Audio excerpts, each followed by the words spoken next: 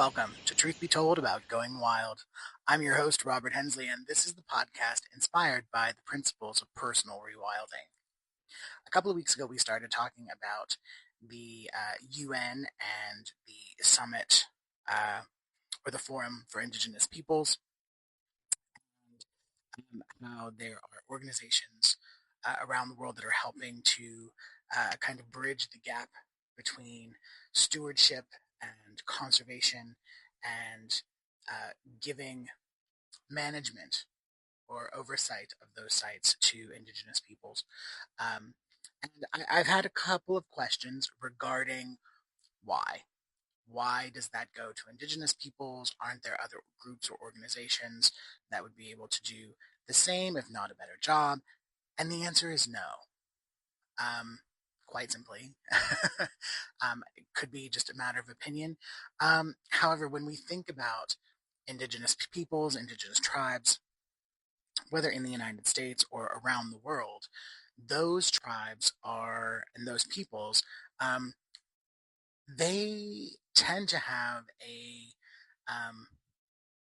much longer historical connection to the land, to these sites.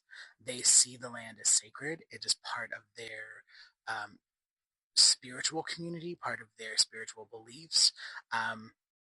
They don't oftentimes tend to have a belief that you need to tithe to a building or speak to an intermediary to have a relationship with the creator or the source or the great spirit.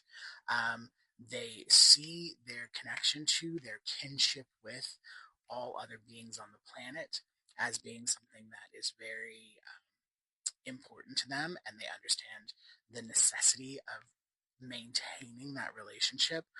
So no, I don't think that there's another organization or other organizations out there who have that depth or of feeling or connection to a site to really understand how it needs to be managed.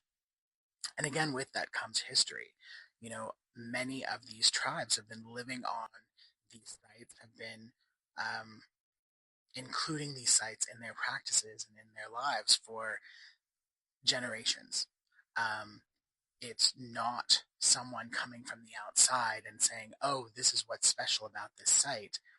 These people already know that it's special, right? They already have that understanding.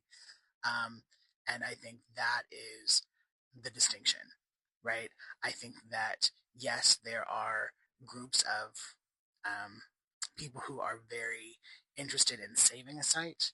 They may be instrumental in pulling together funding and creating a marketing campaign to uh, acquire the site.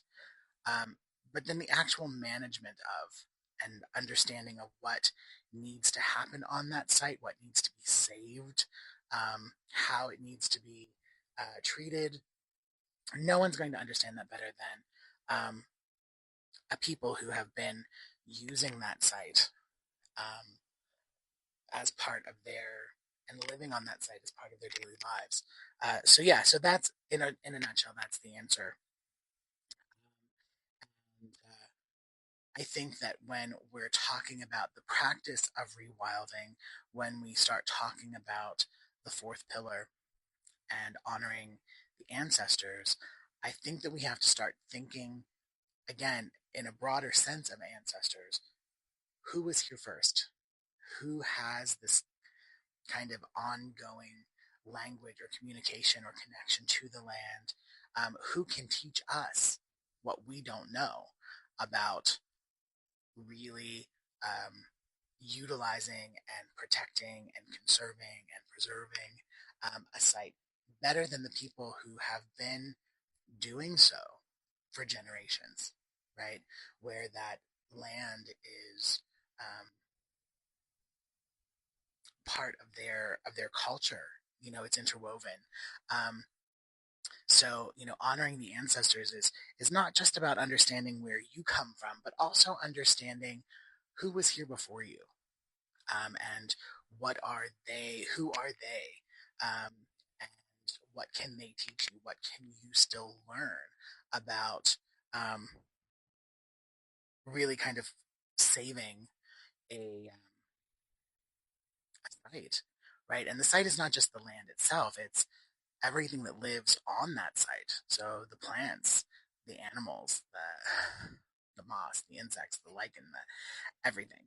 So, so I think this is a really important conversation. I think that more people need to really kind of step back and take a look at the broader picture and the extent of a timeline for a space or a site before making the decision that they are the best person to manage that site or understand what needs to happen with it.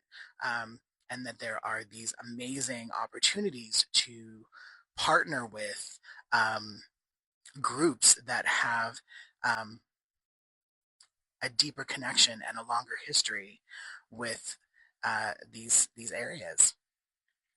So that is the episode today. Thank you so much for listening. Remember, there are 3 opportunities each week for new content from the Truth Be Told family of podcasts on the Club Paranormal channel on YouTube.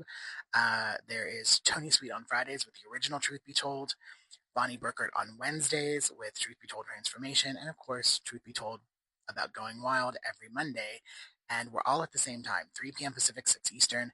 And if you have any questions, comments, concerns, or would like to know more about what I do, please feel free to visit my website at rhnaturereconnect.com. Again, that's rhnaturereconnect altogether.com. And I look forward to hearing from you. Until next time.